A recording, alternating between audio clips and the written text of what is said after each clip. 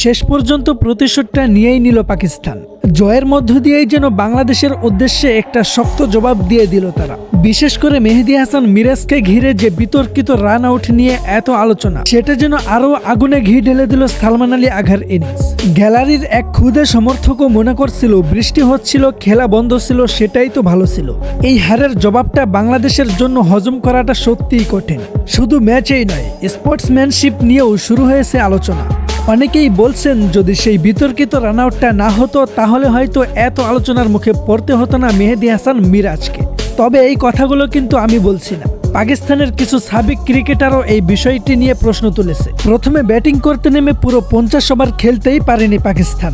274 রানের মধ্যেই all out হয়ে যায় তারা। দলের হয়ে সর্বোচ্চ রান করেন মাত সাদাকাত, মাত্র 46 বলে 75 রানের দারুণ একটি ইনিংস খেলেন তিনি। আর দ্বিতীয়তে সর্বোচ্চ 62 বলে 64 রান করেন সালমান আলী আঘা। 275 রানের লক্ষ্য তারা করতে নেমে বাংলাদেশের শুরুটা ছিল একেবারেই ভয়াবহ।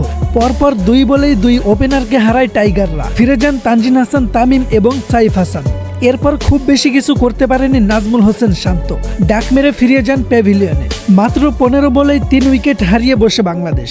বৃষ্টি থামার পর লিটন কুমার দাস যেভাবে খেলছিলেন তাতে মনে হচ্ছিল বাংলাদেশ ম্যাচে ফিরতে পারে, কিন্তু সেই স্বপ্ন ভেঙে দেন পার্ট টাইম বোলার মাত সাদাকাত।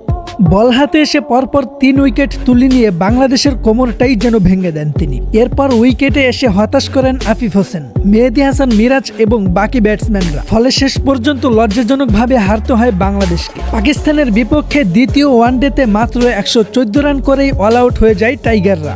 বাংলাদেশের হয়ে লিটন কুমার দাস করেন 33 বলে 41 রান। শেষ দিকে তাওহিদ হৃদয় করেন 38 বলে 28 রান।